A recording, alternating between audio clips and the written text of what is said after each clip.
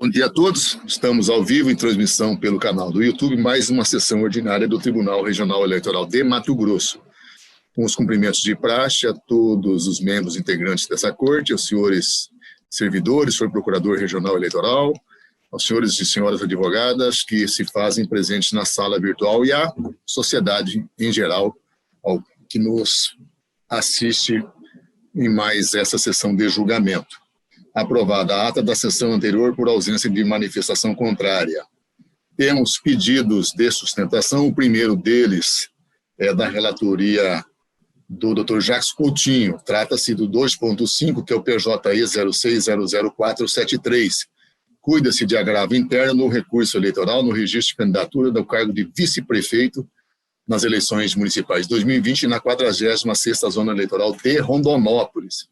Temos agravante Vanderlei Bonotto Cante e também como agravante coligação chegou a hora de mudar, 45 PSDB, 17 PSL, 10 republicanos e 19 Podemos. Agravado Ailon Gonçalo de Arruda.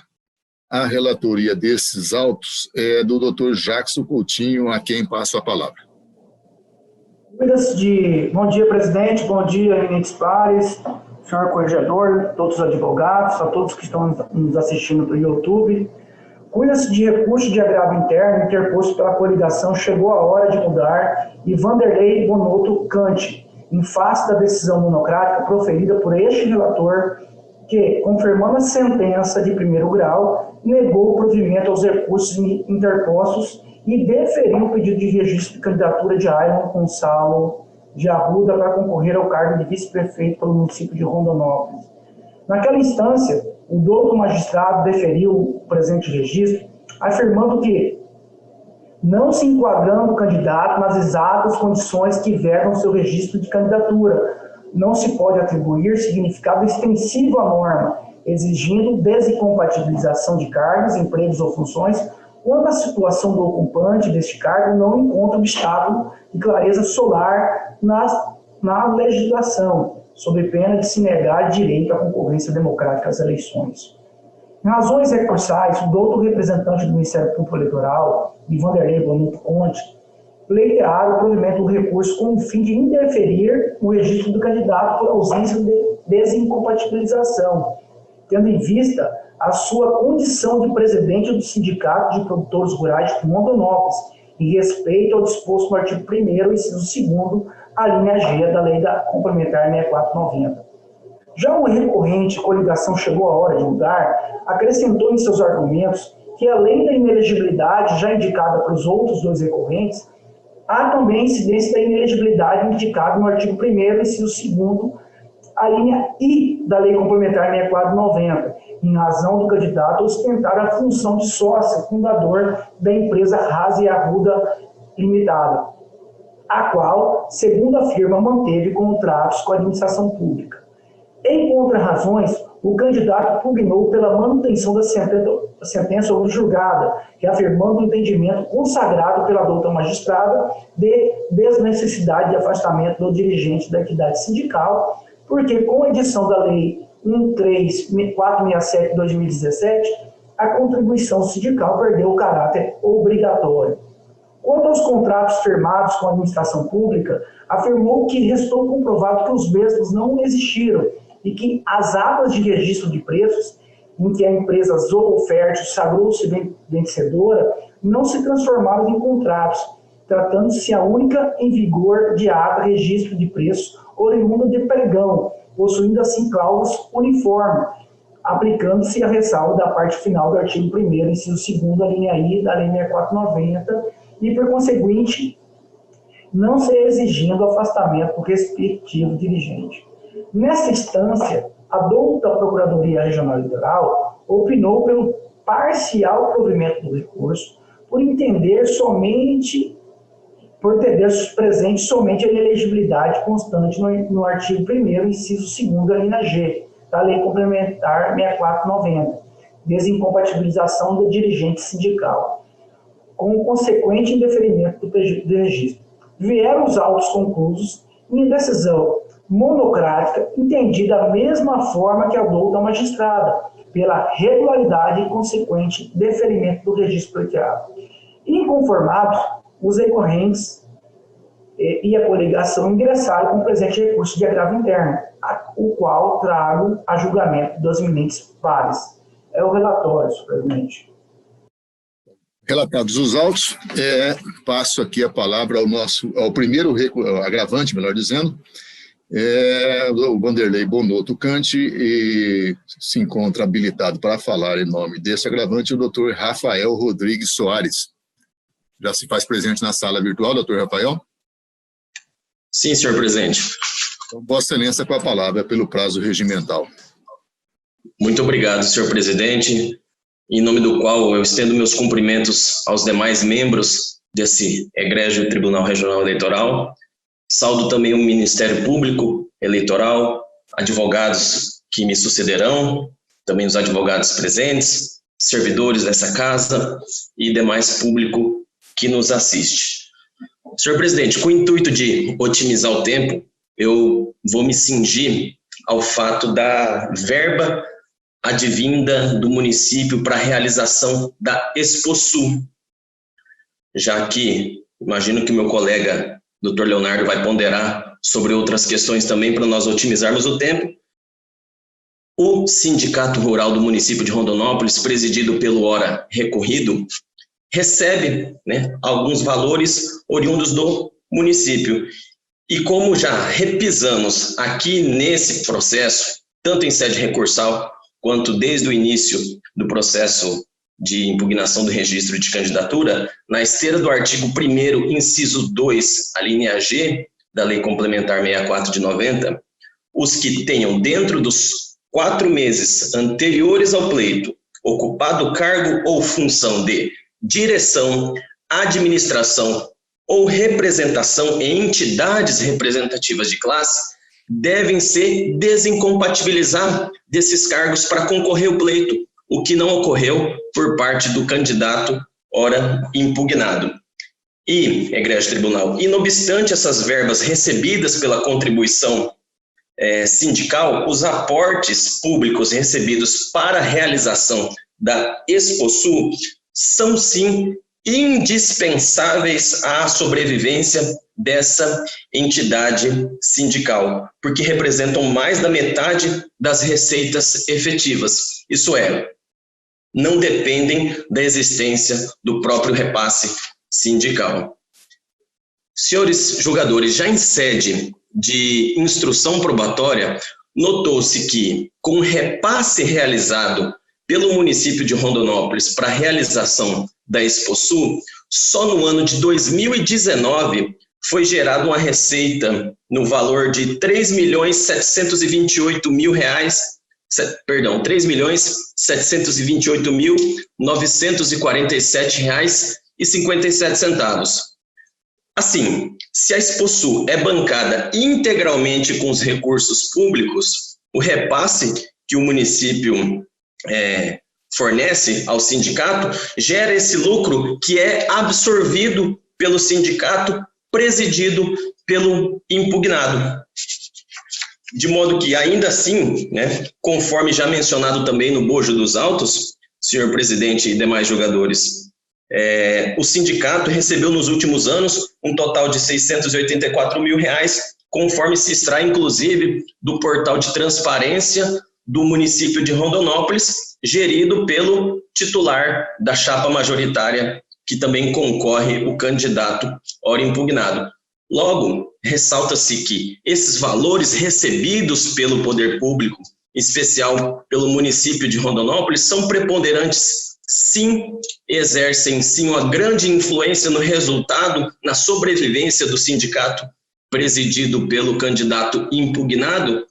E ao teor da Lei Complementar 64 de 90, nós entendemos, sim, que o candidato ora impugnado deveria ter se desincompatibilizado dessa função de representante sindical, o que ele não fez e está totalmente amalgamado nos autos, inclusive utilizando uma expressão muito usada nesse egrégio tribunal, com uma clareza solar, que essa ausência de desincompatibilização do presidente do sindicato, candidato ora impugnado, refletiu uma grande influência e vai ali fora, não vai ao encontro do que diz a Lei Complementar 64 de 90, ao passo que requer-se, então, pelo provimento do recurso com indeferimento do registro de candidatura do candidato ora impugnado. É o que havia para o momento, senhor presidente. Obrigado pela oportunidade. Cumprimento o doutor Rafael pela brilhante sustentação e objetividade, acima de tudo. Na sequência, falará em nome do também agravante, no caso, a coligação Chegou a Hora de Mudar, o doutor Leonardo Benevides Alves, pelo prazo regimental. Muito bom dia, doutor Leonardo, seja bem-vindo.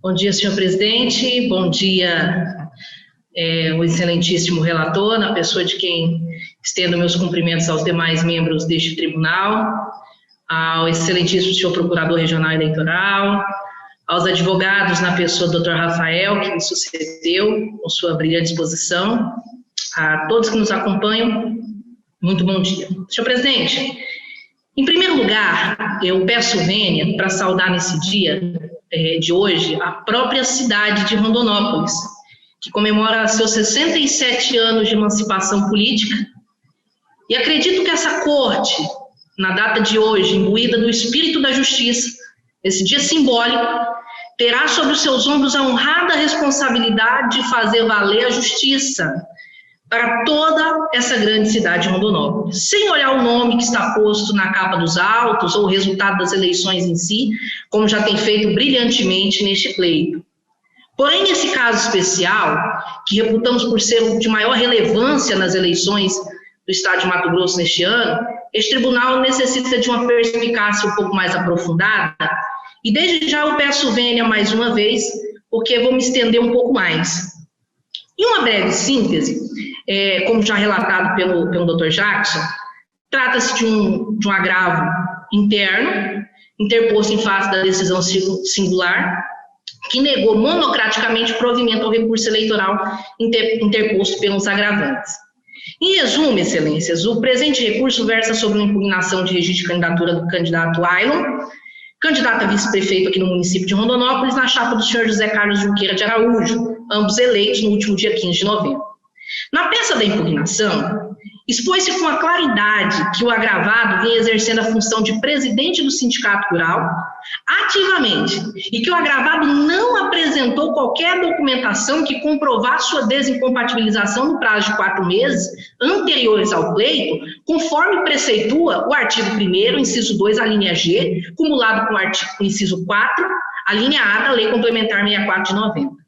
Ficou evidenciado ainda que entre 2017 e 2019, o sindicato percebeu do município uma quantia aproximadamente de R$ 684 mil, conforme informações do portal da Transparência, e além do que o próprio sindicato expõe na sua página, na internet, que recebe contribuições sindicais advindas da Confederação da Agricultura e da Pecuária do Brasil, amparadas pelo Decreto-Lei número 1166/71. Aviou-se ainda a comprovação de participação do agravado na data do dia 13/7 de 2020, em um programa jornalístico local, em que se apresentava como presidente do Sindicato Rural, assim como em uma entrevista no site da FAMATO, onde o agravado concede entrevista como presidente do Sindicato Rural. Em sede de defesa da ARC, chama a atenção para o fato que o agravado sustentou a desnecessidade do seu afastamento, visto que, com a reforma trabalhista exposta na Lei 13.467 de 2017, a contribuição sindical teria perdido a sua força compulsória, passando a exercer o caráter voluntário, e o agravado não apresentou nenhum comprovante da sua desincompatibilização. Fato esse que deve ser considerado incontroverso diante de todas as alegações, visto que o ônus de comprovar o afastamento é do próprio candidato. Sustentou ainda que os repasses do município ao sindicato se deram para a realização da Exposul, uma festa agropecuária regional que dura cerca de 7 dias, sob responsabilidade do sindicato, e que o agravado preside, que, contrapartida, o sindicato libera o acesso para a população, em geral por 2 dias, de acordo com o termo de fomento entre a municipalidade e o sindicato. Defendeu ainda que para o sindicato ser considerado como mantido por verba pública, faz necessário que se mantenham pelo menos mais da metade das suas receitas.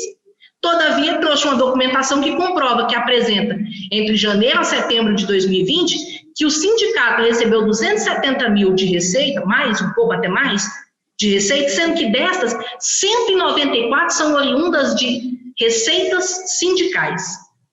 O Ministério Público exarou parecer pelo indeferimento, o juízo da origem acolheu a tese do agravado da desnecessidade de desincompatibilização, o que foi reiterado pelo eminente relator, agora nas razões, na sede de recurso eleitoral, só que, todavia, excelências, o provimento desse agravo é medida que se impõe. E eu vou explicar de maneira agora mais resumida. O caso caminha para um ponto crucial com essa corte será pioneira. O afastamento do dirigente sindical após a perda da compulsoriedade da contribuição sindical pós-reforma trabalhista. O cerne dessa questão, excelências, abarca a matéria constitucional, tributária, trabalhista e eleitoral propriamente dita.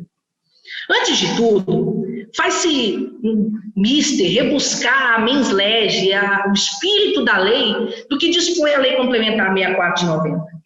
Segundo Manuel Rodrigues Ferreira, a lei brasileira, a primeira lei brasileira a estabelecer certas incompatibilidades para o exercício de funções políticas, nasceu em 1875. Foi a lei de 20 de outubro de 1875.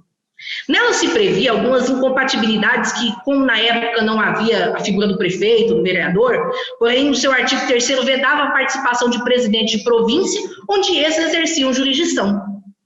O que se observa com isso é que, desde 1875, a intenção da lei visa coibir a participação de agentes que possam, de uma forma ou de outra, desequilibrar o pleito eleitoral com o exercício do poder político, econômico, religioso, na área em que atuem de uma forma ou de outra. Quase 100 anos depois, após a edição de outras 5 constituições, o Novo Brasil, sob a presidência de Médici, editou a Lei Complementar 5 de 70, que foi pioneira na questão da inelegibilidade dos que não tiverem sido afastados ou destituídos de cargo de função, direção, administração ou representação de entidade sindical. Não havia, nessa época, prazo para se desincompatibilizar, visto que prevalecia o entendimento, na época, que a mera presença do dirigente classista, por si só, poderia ser capaz de influenciar no pleito. Chegando ao fim escuro da ditadura militar, mas ainda ali naqueles meados, a Lei Complementar 42 de 82 revogou esse dispositivo, retroagindo a lei eleitoral de forma consubstancial. Somente em 90, às alvíceras da Constituição Cidadã e com o fortalecimento da nossa democracia, é que a Lei Complementar 64 de 90 nasceu. E nasceu do anseio do Constituinte, que tratou de taxar na própria Carta Magna as inelegibilidades eleitorais em seu artigo 14, parágrafo 9. Joel J. Cândido, ele cita algo, e eu ouso transcrevê-lo, citá-lo nesse momento, que, embora elaborada às pressas, dada a proximidade das eleições, a Lei Complementar 94 é uma boa lei, pois ela enumera de formas diretas e indiretas a influência do poder econômico, do abuso e do exercício de função, cargo, emprego na administração direta e indireta, que pode atacar, macular a normalidade ou a legitimidade das eleições, além de criar novas hipóteses de inelegibilidades, alterar parcialmente algumas e deixar outras intactas, como previa a Lei número 5 de 70. Uma das inovações dessa Lei Complementar 64 foi a inelegibilidade daqueles que tenham, dentro dos 4 meses anteriores ao pleito, ocupado cargo de função, direção ou representação em entidades representativas de classe, mantidas total ou parcialmente, e aqui eu peço vênia para destacar, por contribuições impostas pelo poder público ou com recursos arrecadados e repassados pela Previdência Social. Pois bem, excelências, em 2017, com a alteração do caráter compulsório da contribuição sindical, é certo que ela perdeu, sim, a força de imposição do poder público. Porém, a contribuição não deixou de existir. Os artigos 8º e 149 da Constituição permitem essa cobrança ainda nos dias atuais. E mais, essa contribuição ela é arrecadada via ente do Estado, que é a Caixa Econômica. Doutor Leonardo, se você me permite só fazer uma breve colocação, o tempo de Vossa Excelência resta 1 minuto. Se puder abreviar, nós agradecemos. Muito obrigada. O sindicato, então, Excelência, só para concluir, recebeu nesse ano uma quantia considerada enorme, visto essa situação. Caminhando para concluir, ficou comprovado que o sindicato recebeu em 2020 repasse das contribuições obrigatórias do ano de 2018, o que ensejaria essa necessidade de desincompatibilização. Eu quero resumir, Excelência, claro que o nosso tempo é curto, que se esse tribunal julgar que o peso da inelegibilidade está esculpido somente na compulsoriedade da contribuição sindical, vai ser aberto um perigoso precedente, visto que a interpretação a ser dada será a letra fria da lei, decaindo no texto legal, sem a necessidade de qualquer dirigente então se desincompatibilizar. Foram várias notas técnicas sugerindo a prudência. Essa coligação se manifestou para o candidato a prefeito e ao vice, a coligação para que se abstivessem de manter o candidato a vice diante dessa controvérsia jurídica, e mesmo assim foi mantido. Enfim, Excelências, a questão aqui caminha para o indeferimento do registro, que é o que nós pugnamos, e pugnamos também o reconhecimento da indivisibilidade da chapa, que no caso, como bem pontuado pelo doutor Eric, no seu parecer... O tempo de Vossa Excelência está esgotado, doutor Leonardo. Obrigada, Excelência. Agradeço. Passo, então, a palavra ao agravado Ailon Gonçalves de Arruda, através do seu patrono, doutor Edson Ritter, já se encontra na sala virtual. Sim, Excelência. Vossa Excelência, então, doutor Edson, com a palavra pelo prazo regimental. Obrigado, Excelência.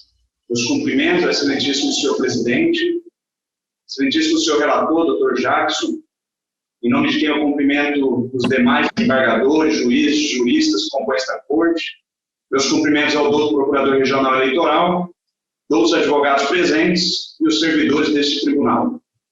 Excelência, indo direto ao mérito da questão, até porque o tempo é abreviado, eu rogo a Vossas Excelências que analisem as razões recursais à luz do princípio constitucional da reserva legal, estampado em nossa Carta Constitucional, e ainda à luz do entendimento solidificado no âmbito da Corte Superior, o qual repousa no sentido de que as condições de elegibilidade elencadas na Lei Complementar 64/90 devem ser interpretadas restritivamente. Então, veja, Excelência, estabelece o artigo 1º, inciso 2º, a linha G da Lei Complementar 64/90, discutida aqui nesses autos, que, para o preenchimento das condições de elegibilidade, há necessidade de dois preenchimentos legais, que aqui, no caso, eu faço questão de mencionar. Primeiro é que o candidato tenha exercido cargo ou função de direção ou representação em entidade representativa de classe. Isso aqui é incontroverso nos autos. E o segundo requisito, e taxativo nesse caso, é que a referida entidade sindical seja mantida total ou parcialmente por contribuições impostas pelo poder público. Então, é incontroverso, Excelências, que o recorrido tenha, de fato, exercido o cargo de presidente do sindicato. Agora, em relação ao segundo ponto expresso na mencionada inelegibilidade, Excelências, ou seja, que a referida entidade sindical seja mantida por contribuições impostas pelo poder público, não há comprovação nos autos de que o sindicato é mantido, ainda que parcialmente, por contribuições impostas, o que manifesta a defesa pela desnecessidade de desincompatibilização. E aqui eu quero fazer um breve adendo, Excelências. Quando o legislador trouxe expressamente a manutenção da entidade sindical por contribuições impostas pelo poder público, é certo que ele buscou referir-se a uma das espécies de tributo, e não de qualquer espécie de arrecadação fiscal. Então, pela definição extraída do artigo 3º do Código Tributário, tributo é toda prestação pecuniária compulsória em moeda ou cujo valor nelas possa exprimir. Então, podemos extrair, Excelência, da leitura da linha G do artigo 1º da Lei Complementar, que ao se referir a contribuições impostas, o legislador está tratando de uma das espécies de tributo, e é a sua natureza tributária, Excelência, que garante a compulsoriedade de sua cobrança, conforme definição legal. Então, as contribuições, elas são aquelas inseridas no artigo 149 da Constituição Federal, e é bom que isso fique claro, Excelência. A referência legal claramente trata das contribuições sindicais, E aqui nós estamos falando daquelas instituídas pelo artigo 578 da CLT, ainda no ano de 1967. Ocorre, excelência, que no ano de 2017, com o advento da Lei 13.467, a contribuição sindical, aquela de natureza tributária, foi extinta, alterando a redação dos artigos 578 e seguintes da CLT.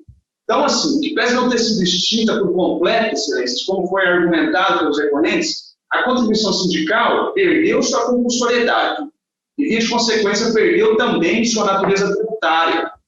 Essa lei passou pelo crivo do Supremo Tribunal Federal, quando o julgamento da ADC 5.794 foi mantido em tópico. Então, vejam, excelência, que após o advento da Lei 13.467, não existe mais a figura da contribuição imposta, e sim contribuição facultativa. E a lei é clara ao mencionar que a inelegibilidade decorre de manutenção, ainda que parcial, por contribuições impostas pelo poder público. Se a norma prevê a necessidade de a entidade sindical ser mantida total ou parcialmente por contribuições impostas pelo poder público, e aqui fica demonstrado, excelência, que trata-se de espécie de tributo. Logo após a extinção da contribuição sindical obrigatória, nós, data vênia, estaremos diante de uma revogação tácita da parte que diz respeito às contribuições impostas, pois não mais existindo a figura da contribuição imposta, daquela contribuição sindical, também, no nosso entendimento, não existe mais a hipótese de inelegibilidade prevista no artigo 1º e 2º da linha G, no que se refere à contribuição imposta. Os documentos, excelência, anexados com a defesa, na instância singular, bem como da instrução processual, demonstram que o sindicato, ao contrário do que tenta induzir os recorrentes, não é mantido, ainda que parcialmente por contribuições impostas, mas é mantido pela contribuição facultativa de seus associados e pelos serviços prestados pelo sindicato aos seus associados. Então, ainda, excelências, a alegação dos recorrentes de que a inelegibilidade decorre do recebimento pelo sindicato de valores repassados pela Prefeitura Municipal, mediante convênio, mediante termo de fomento, que ficou claro nos autos, para a realização deste possuo, igualmente, por clara ausência de base legal, excelência, não pode ser acatada pelos mesmos fundamentos. Então, vejam, excelências, se a lei estabelece a causa de inelegibilidade em razão do recebimento de contribuição sindical imposta, está claro que a lei refere-se à espécie de tributo, que é a contribuição sindical. Então, data vênia, excelências, não se pode dar interpretação diversa para reconhecer que qualquer tipo de repasse do poder público ao sindicato teria o condão de ensejar a inelegibilidade novamente, excelências, por clara ofensa ao princípio da reserva legal. Caso o interesse do legislador, excelências, fosse um impedimento em razão de qualquer tipo de repasse público, estaria expresso na redação da lei. E vejam bem, excelências, quando esta foi a intenção do legislador, ele assim o fez expressamente lei. Notem pelo artigo 1º e 2º da linha A, item 9 da Lei Complementar 64, que estabeleceu expressamente o termo mantidas pelo poder público, ou seja, aqui de fato tratou-se de estabelecer de qualquer forma de manutenção pelo poder público. Aí, neste caso, ensejaria a causa de inelegibilidade caso não houvesse a desincompatibilização. Vejam bem, artigo 1º e 2º da linha A, item 9, abre aspas, os presidentes, diretores e superintendentes de autarquias, empresas públicas, sociedades de economia mista e fundações públicas e as mantidas pelo poder público. Notem a diferença da redação dos artigos. Já em relação à entidade sindical, excelências, a manutenção deveria se dar por contribuição sindical, aquela contribuição imposta obrigatória. Então, excelências, não há como se reconhecer a inelegibilidade pelo argumento dos recorrentes em ter o sindicato recebido verba pública do município, porque não há previsão expressa de inelegibilidade para a situação arguida, e ainda, excelências, não foi invocada a inelegibilidade com base no artigo 1º e 2º da linha A, item 9, mas sim a discussão versa sobre a inelegibilidade estabelecida na linha G do artigo 1º e 2º da mesma lei.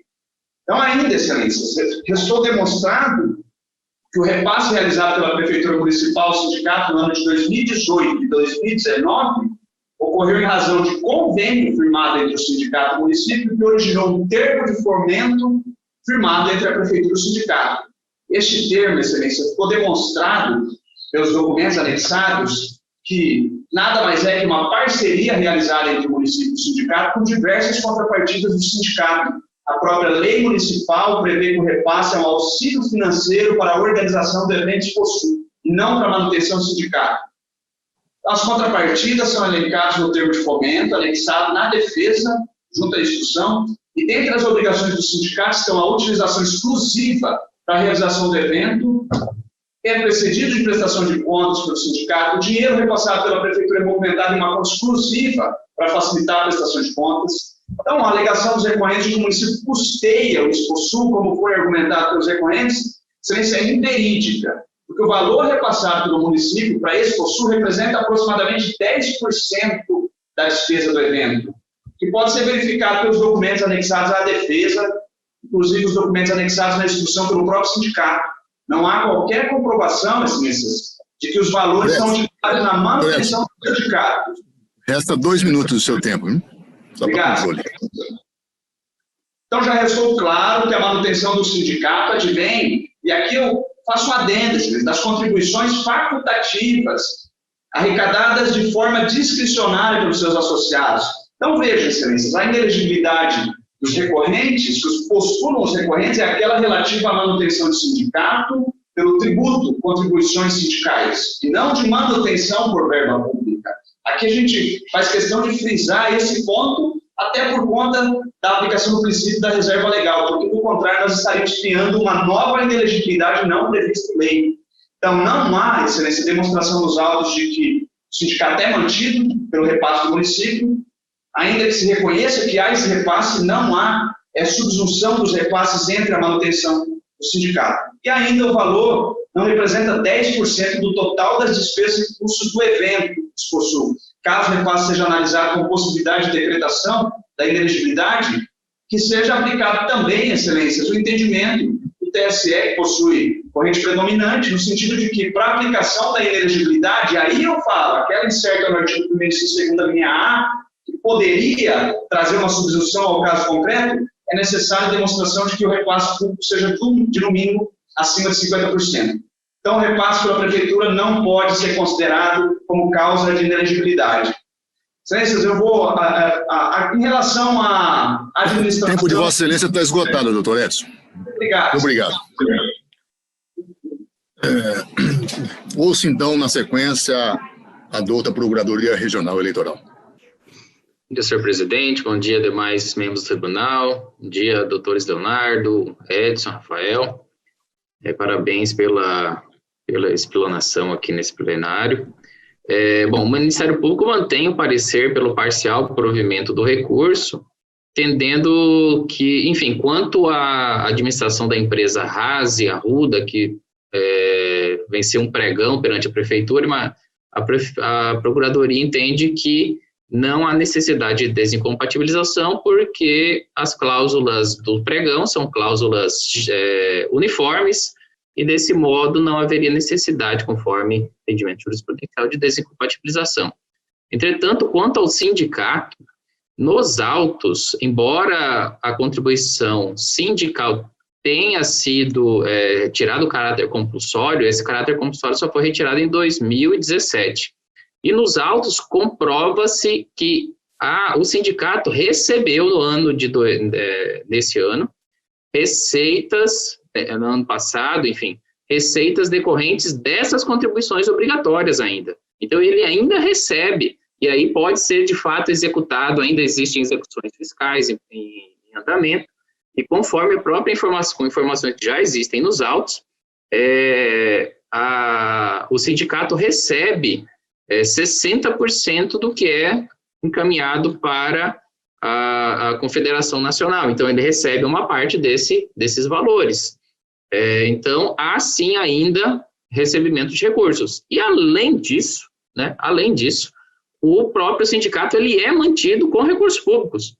O convênio que é firmado com a prefeitura garante um aporte financeiro de um valor expressivo, que já foi inclusive falado aqui, 684 mil para realizar o evento da Exposul, e ainda com esse evento, ele tem um lucro de mais de 3 milhões de reais. Né? Então, é uma coisa assim, né? Como é que um sindicato não tem uma ligação direta com a prefeitura, com o ente público. Ele depende daquele recurso público. E, além do mais, tem nos autos ainda que o presidente do sindicato fez doação de 500 cestas básicas a pessoas carentes, enfim, isso tudo demonstrando todo o caráter eleitoreiro de uma entidade sindical que é mantida com recursos públicos. Enquanto a questão da compulsoriedade, como já repisado, ela ainda recebe recursos que eram de ordem obrigatória quando o Instituto era compulsório.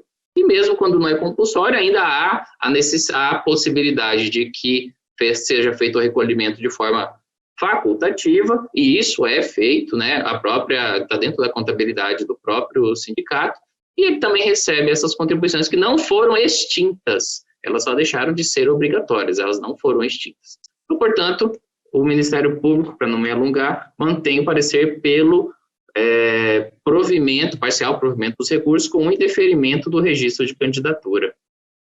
E com relação ao princípio da indivisibilidade das chapas, inicialmente a Procuradoria tinha se manifestado pela desnecessidade de aplicação. Só que o parecer tinha sido colocado aos autos dia 4 de novembro, ou seja, antes das eleições, em que era possível a substituição do candidato a vice-prefeito. O problema é que agora nós já tivemos as eleições já aconteceram, e portanto, é impossível ser realizada a substituição do vice-prefeito da chapa. Conforme a Constituição e também as leis eleitorais, há uma indivisibilidade entre o cabeça da chapa e o vice. Pelo vice, nesse caso específico ainda, ser um ator principal nas eleições, puxando votos de toda essa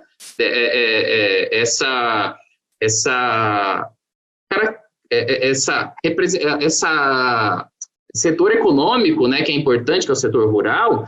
Então, na esteio de vários entendimentos do Tribunal Superior Eleitoral, há necessidade, caso seja indeferido o registro de candidatura do vice, de que seja levado também o seu cabeça de chapa, o prefeito, por conta do princípio da indivisibilidade da chapa majoritária, enfim.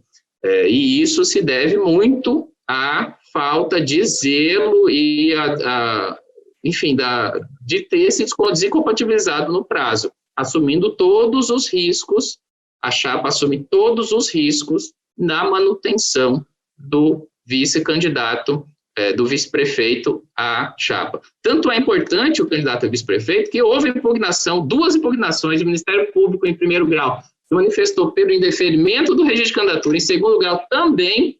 Então, foi de fato,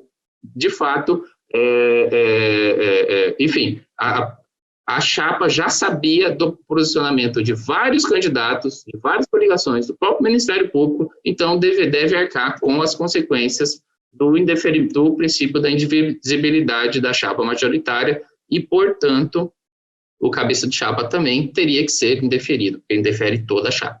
É assim a manifestação ministerial. Agradeço, doutor Eric. Passa, então, a palavra ao eminente relator. Presidente, cumprimento a todos os advogados pela sustentação, e doutor Eric também pela brevíssima.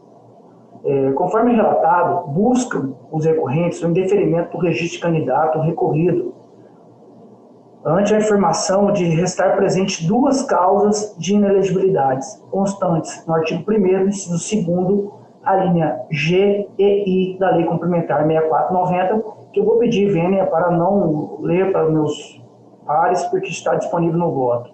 De pronto, cumpre destacar que, da mesma forma que entendeu a douta Procuradoria, vejo por superada a inelegibilidade indicada da linha I, ante a constatação de que o contrato firmado pela citada empresa com o poder público foram realizadas na modalidade de pregão, que obedece cláusulas uniformes, sendo, portanto, desnecessária a sua desincompatibilização.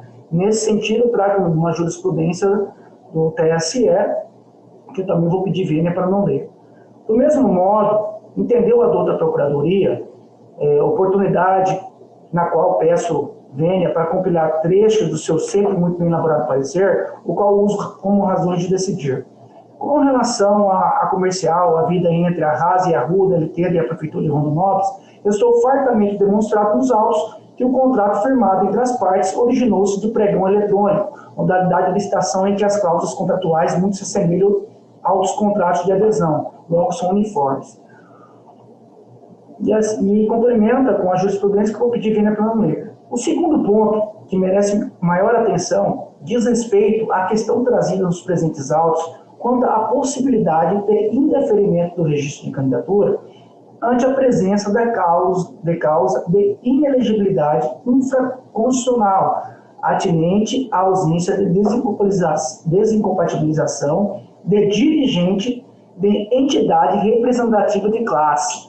Com efeito da análise, verifica-se que resta incontroverso nos autos que o candidato recorrido ocupa o cargo de presidente do Sindicato Rural do município de Rondonópolis e não se desincompatibilizou. Pois bem, a desincompatibilização é requisito para a elegibilidade dos candidatos que se amoldam a uma das condições indicadas na Lei Complementar 6490.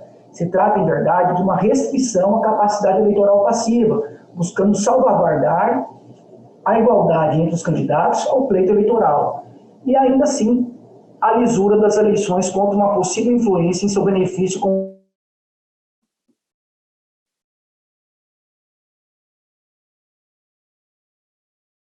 o entendimento pacificado de que seria necessário que os presidentes e os que ocupavam cargos de direção nas entidades sindicais se afastassem de seus postos até 4 meses antes do pleito. Consulta TSE 606. A inobservância a essa exigência inviabilizaria a candidatura de forma inquestionável. No entanto, deve-se notar que o fundamento residia no fato de os dirigentes sindicais administrarem as contribuições compulsórias na forma da lei, outrora denominado imposto sindical, arrecadado e depois repassado às entidades sindicais. E vou ler aqui o ponto da consulta que exigia isso. Quanto ao fato cogitado no item 6, de que o candidato não receba imposto sindical ou qualquer outro tipo de recurso público, penso que não afasta a necessidade de desincompatibilização. É que a entidade, de qualquer sorte, é assegurado por lei o recebimento por tais recursos. E também receberia o sindicato a contribuição que cuida o item 4 do artigo 8 da Constituição Federal, que é a contribuição social de natureza tributária. Entretanto, o Tribunal Superior Eleitoral, revendo o seu posicionamento, exarou no acórdão do agravo regimental no recurso ordinário 06.890/58/2018, julgado pelo ministro Edmar Gonzaga em 2018, valiosa orientação sobre o tema. Eleições 2018, registro de candidatura, deputado estadual, desincompatibilização, desnecessidade, representação sindical, não configuração, contribuição imposta pelo poder público, ausência. Se o membro sindical, vou ler só a parte inevitable. A regra do artigo 1º, do inciso 2º da linha G, da Lei Complementar 6490, pressupõe, seja a entidade em classe mantida, total ou parcialmente, por contribuições impostas pelo poder público ou com recursos arrecadados e repassados pela Previdência Social. Não demonstrado que a entidade sindical perceba valores oriundos das fontes preconizadas pela norma, descabe exigir desincompatibilização para concorrer ao cargo eletivo. Neste alinhavar, entendo que devemos interpretar a indicada restrição de capacidade eleitoral passiva sob a luz e em consonância com as mudanças ocorridas em 2017, trazidas pela Lei da Reforma Trabalhista 13.467/2017. Isso porque, conforme transcrito acima, o artigo 1º, inciso 2º da linha G da 6490 impõe a desincompatibilização dos que tenham, dentro dos 4 meses, ocupado o cargo ou função de entidade representativa de classes mantidas total ou parcial com contribuições impostas pelo poder público ou com recursos arrecadados pela Previdência Social. A interpretação da linha G é clara ao indicar qualquer contribuição, mas aquelas, repita-se, impostas pelo poder público. Outra compreensão não nos resta senão entender que tratava-se de contribuição sindical compulsória, de natureza tributária, portanto, também chamado de imposto sindical previsto na CLT, no artigo 545. Eu vou pedir bem para não ler.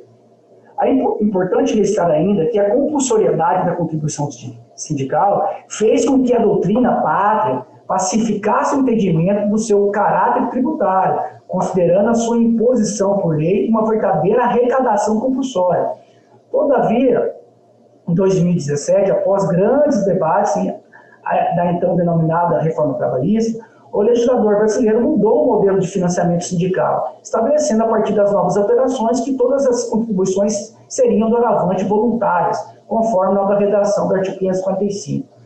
Corroborando com tais conclusões, cumpre mencionar o entendimento do renomado doutrinador, José Jairo Gomes, que em sua recente obra do Direito Eleitoral, edição 2020, dispõe que, no tocante a sindicato, cumpre registrar que a Lei 13.467 de 2017 alterou a CLT, condicionando o desconto à contribuição sindical à prévia e expressa autorização do empregado. Alterou-se, portanto, a natureza jurídica da aludida contribuição, que deixa de ter caráter tributário para se configurar como prestação de natureza civil, fundada na autonomia privada das empresas interessadas. Diante disso, não haveria razão para subsistir a necessidade de desincompatibilização de dirigente sindical e, caso isso não ocorra, de sua inelegibilidade.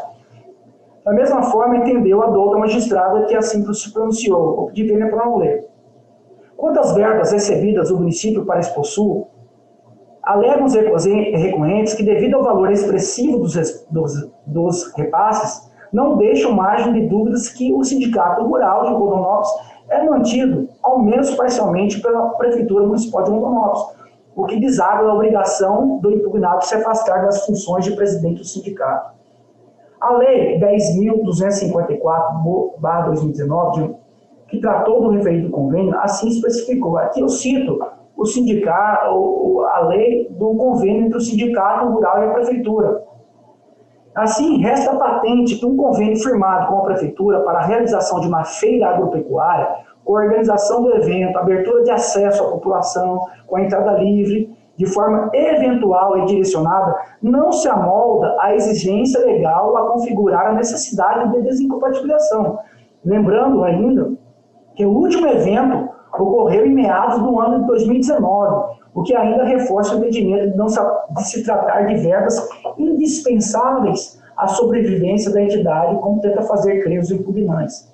É que o requisito para a imposição da desincompatibilização diz respeito ao fato da entidade receber contribuições impostas pelo poder público ou arrecadados pelo repasse da Previdência Social. Outras questões trazidas no presente recurso, valores recebidos, destinação das verbas públicas, distribuição de cesta básica, todas podem ser discutidas em ações próprias, mas não possuem relação quanto à viabilidade do registro pretenso do candidato. Entender de forma diversa é conceder interpretação receptiva ao direito fundamental, o que não se coaduna com a mais recente linha do pensamento do direito eleitoral pátrio, que se alinha aos recentes julgados do Tribunal Superior Eleitoral. E aqui eu trago uma jurisprudência nesse sentido.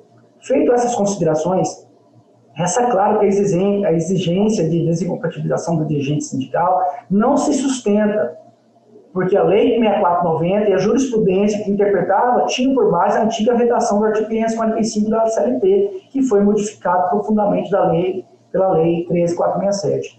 Diante do exposto, em dissonância com o parecer da douta Procuradoria Regional, nega o provimento ao recurso interposto, mantendo em toda a sentença que deferiu o requerimento de registro de candidatura de Ailton Gonçalo de Arruda ao cargo de vice-prefeito pelo município de Rondonópolis.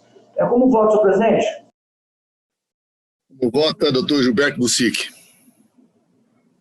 Senhor presidente, eu vou pedir vênia ao relator. Trata-se de matéria muito complexa, até porque envolve também o candidato titular ao cargo de prefeito. Eu vou pedir vista para dar uma analisada na matéria e trago na segunda ou terça-feira para julgamento, tá, senhor?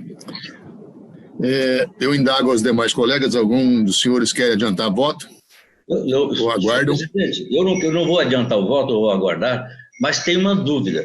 parece-me, eu não estou, se eu ouvi bem, a decisão deveria estar em consonância com o parecer, porque há 2 motivos para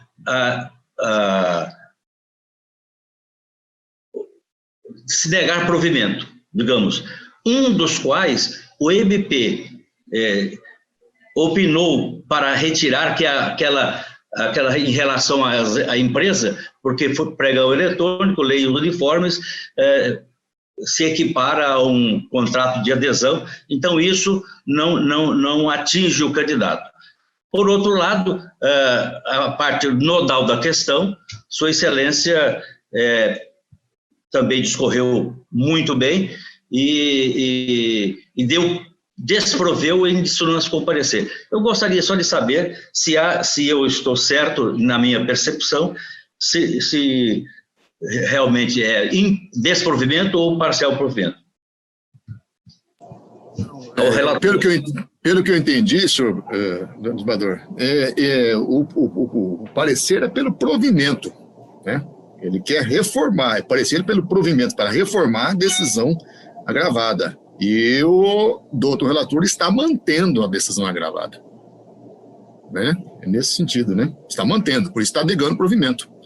Então fica em parcial consonância, aliás, em dissonância com o parecer, que na essência o parecer é pelo provimento. É isso, doutor Jackson, confirma? É isso. Bom, algum dos colegas quer adiantar voto?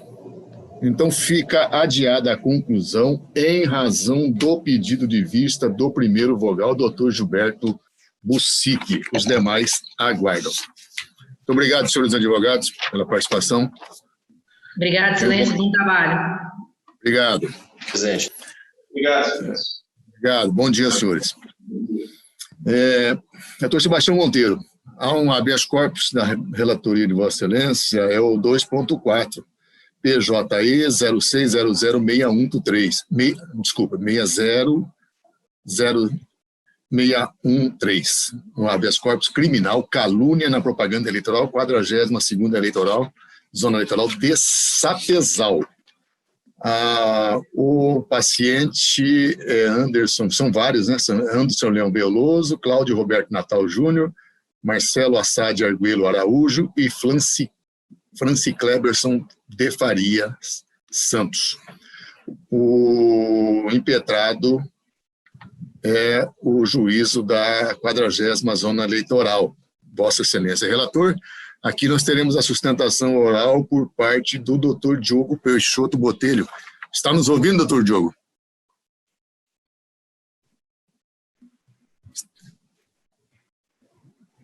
Está ouvindo bem, né? É isso? Tá. Então, com a palavra, o senhor relator. Obrigado, senhor presidente. Trata-se de habeas corpus impetrado em favor dos pacientes já nominados contra a decisão proferida pelo juiz da 42ª Zona Eleitoral de Mato Grosso, que homologou auto de prisão em flagrante e concedeu liberdade provisória mediante o arbitramento de fiança. Em síntese, sustenta o impetrante que o delito imputado aos pacientes, capitulado no artigo 325 do Código Eleitoral, difamação, é crime de menor potencial ofensivo. Afirma que há constrangimento ilegal pelo arbitramento da medida cautelar de fiança em desrespeito aos ditames da Lei 9.099. Requer a anulação da decisão judicial de primeira instância que homologou o auto de prisão em flagrante e o levantamento de todo o valor acautelado a título de fiança.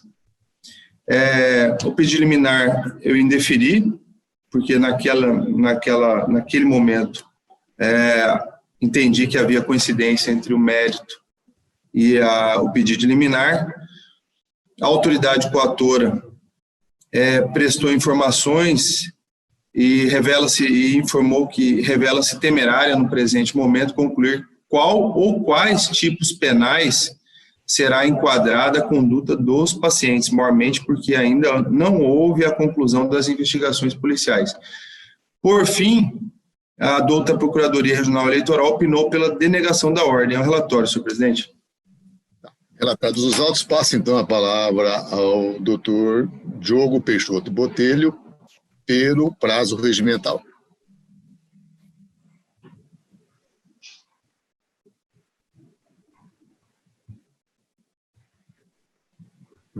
Doutor Diogo, está nos ouvindo? Libera o seu som, por favor, para eu poder falar. Aí.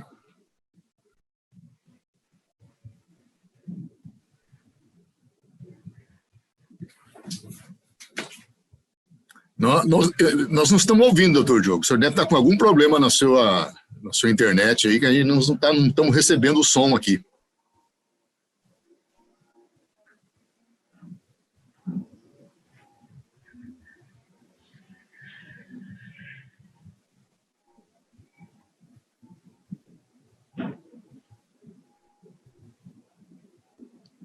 Doutor Diogo, clique lá embaixo no som, do lado do som, e tem a opção de aumentar o volume. Ele saiu de lá da sala agora.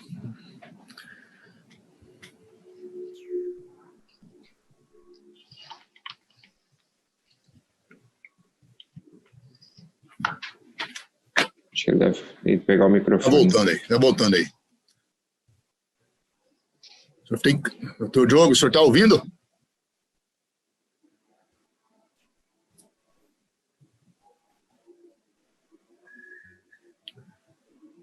Vamos dar sequência na pauta, e aí quando o doutor Diogo conseguir resolver o problema técnico lá, nós retomamos, e aí, Erivelto, você assessora ele no caso, e nós retomamos o julgamento.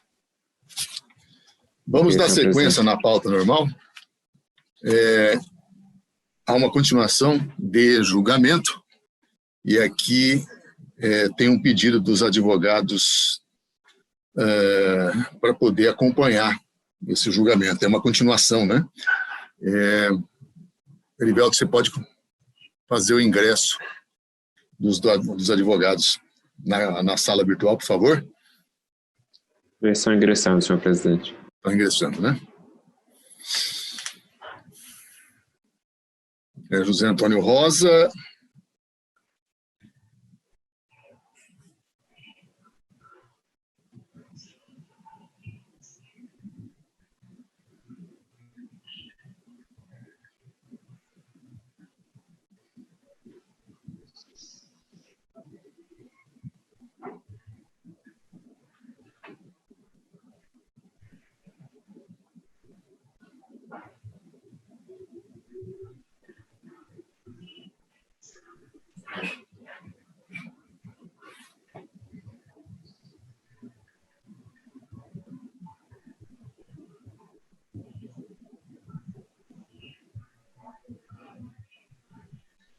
Não está conseguindo conexão, Erivelto?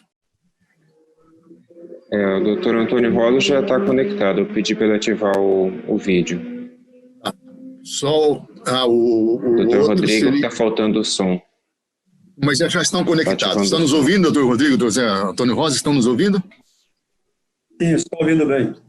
Tá, ok. Então, podemos continuar o julgamento. Eu vou fazer só a referência do novo retomada de julgamento, continuação, é o 2.1 PJE 0601788.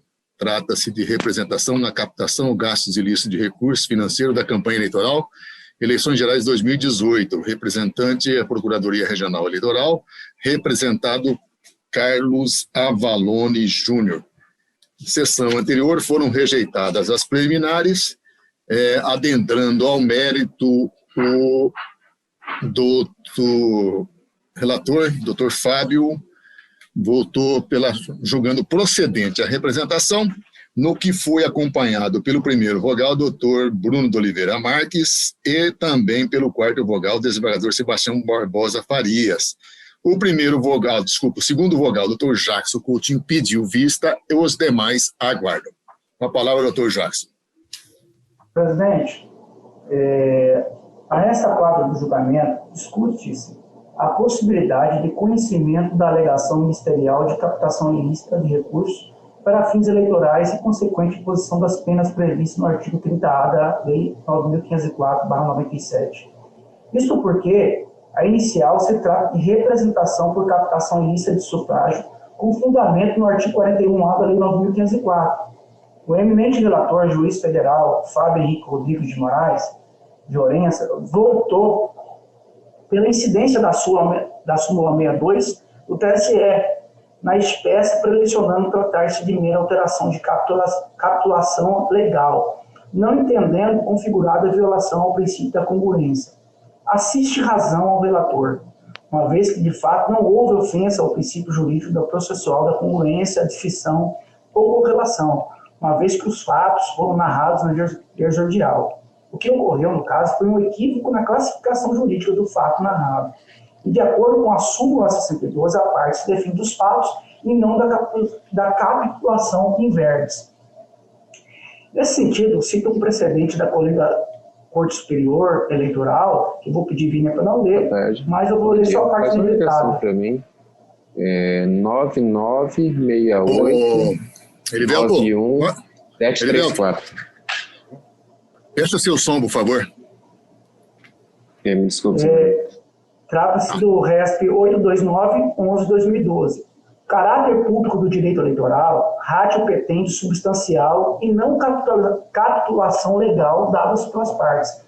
Fatos bem descritos na inicial, acompanhados das respectivas implicações jurídicas. Rejeição. Logo, mesmo que o artigo 30A não fizesse parte da capitulação legal, expressamente indicada pelo representante, não estaria esta Corte Eleitoral proibida de reconhecer a sua prática e condenar o representado nos termos da legislação correlata.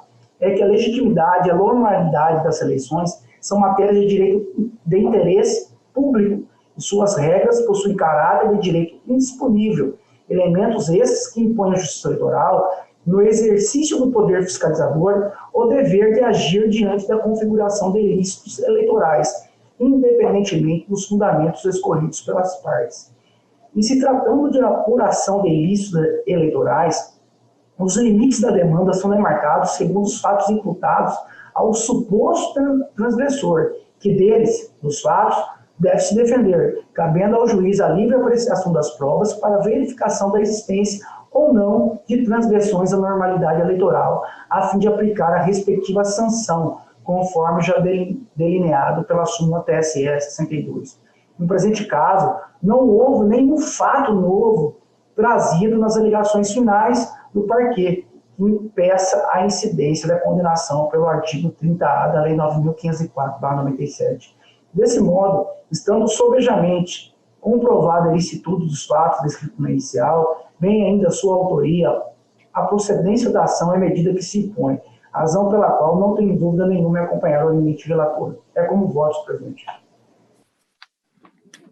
Como vota o doutor Gilberto Bussic? Com o relator, senhor presidente. O Armando Biancardini? O relator também, senhor presidente.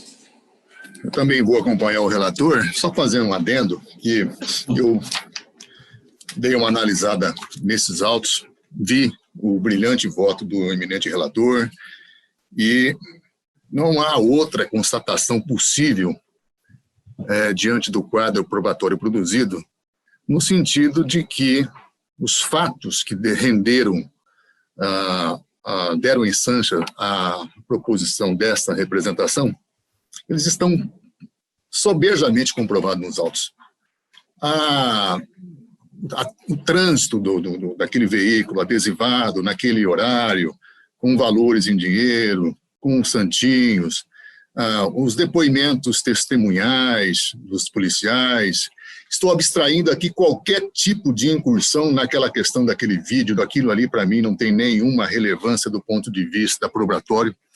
Mas eu digo, a conjugação de todas essas circunstâncias não leva a outra conclusão, no sentido de que aquele valor teve origem no escritório político do representado e que estava sendo conduzido para finalidades políticas. Obviamente, num primeiro momento, a imagem, ou pelo menos a noção que se tem, é que estaria sendo destinado possivelmente para a compra de votos. Isso que foi a base em que o Ministério Público se valeu para iniciar a representação. Posteriormente, diante do desenvolver das provas, ao final, entendeu o Ministério Público em dar uma nova capitulação para o fato, e aí trazendo a incidência do possível Caixa 2. A questão que demandaria maior relevância, maior cuidado, era verificar se não houve, nessa transmutação de uma imputação para outra, qualquer tipo de cerceamento de defesa, porque, trazendo para o campo do direito penal, o mutatis libelli é possível, até porque, como se diz sempre na jurisprudência, na doutrina, não se defende o réu, no caso aqui o representado, não se defende da capitulação, mas sim da narrativa dos fatos. E os fatos foram efetivamente narrados na representação. Lá está, com todas as letras, muito claro de que a narrativa de que esse dinheiro saiu do escritório de representação política, estava sendo conduzido por um membro integrante registrado naquela campanha política, estava certamente destinado para uma outra cidade e seria empreendido no dia das eleições. Estavam há 2, 3 dias das eleições. Seriam aplicados esses valores, seriam aplicados nas eleições. De qualquer maneira, essa aplicação seria irregular. Por quê? Se fosse para captação ilícita de sufrágios, compra de votos, nós teríamos um crime que poderia ocorrer no dia, mediante o oferecimento dessa vantagem no momento no ato das eleições. E se não fosse por isso, seria uma origem ilícita, porque esse valor não transitou pelas contas bancárias da campanha política do representado. Esse é o ponto que eu fui verificar para ver se não estava havendo nessa transmutação de uma imputação para outra qualquer tipo de cerceamento de defesa. E o que eu observei é que, quando o Ministério Público tomou essa nova figura, houve oportunidade para a defesa se manifestar. E a defesa poderia perfeitamente, em havendo uma nova imputação, uma nova definição jurídica, dizer, olha, essa situação que está sendo me imputada não aconteceu por isso, isso e isso. Teria toda a possibilidade de fazer uma contraprova, e não o fez. E não o fez por quê? Eu raciocinei por inúmeras possibilidades, porque não havia como construir uma tese que fosse segura, que fosse convincente. O dinheiro, naturalmente, saiu do escritório político, não transitou pelas contas, e à medida que não transitou pelas contas, está configurada aí a figura do Caixa 2. Então, de qualquer maneira, é aquele ditado, se ficar o bicho corre, come, se correr, o bicho pega. Eu vejo que os advogados foram guerreiros, foram batalhadores, construíram teses, que as teses, infelizmente, elas não se coadunam com o conjunto probatório. Ninguém tem aqui qualquer prazer de caçar político, senador, deputado, ninguém faz isso aqui porque gosta de fazer isso.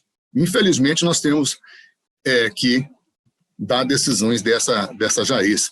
Mas aqui é aquele ditado, dura lex, sed lex. A lei existe, ela tem que ser cumprida.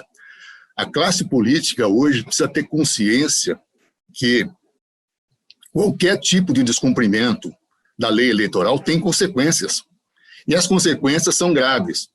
Não sejamos aí puritanos e inocentes de dizer que não há compra de votos nos dias das eleições. Ninguém aqui é inocente a ponto de entender que não existe compra de votos. Não sejamos inocentes a esse ponto. Agora, é preciso, sim, que a classe política tenha consciência que, se for descoberta e se for comprovada, ela tem as consequências, e as consequências são graves. É perda de mandato e não irremediável. Nós estamos aqui para cumprir o nosso papel e a sociedade espera muito da justiça eleitoral. E nós temos essa obrigação e não vamos desviar desse caminho. Eu, com essas brevíssimas considerações, eu também acompanho o voto do eminente relator pela procedência da representação e proclamo, então, o resultado. O tribunal, à unanimidade, afastou as preliminares de litisconsórcio passivo necessário e decadência, de preclusão da indicação das novas testemunhas e da intempestividade ajuntada do vídeo. Por maioria, afastou a preliminar de ilicitude da juntada do vídeo, acostado aos autos, e, no mérito, por unanimidade, julgou procedente a representação, nos termos do voto do relator. Eu só quero fazer um brevíssimo adendo aqui, doutor Fábio. Trago aqui um aspecto com relação à questão principal, não há dúvida.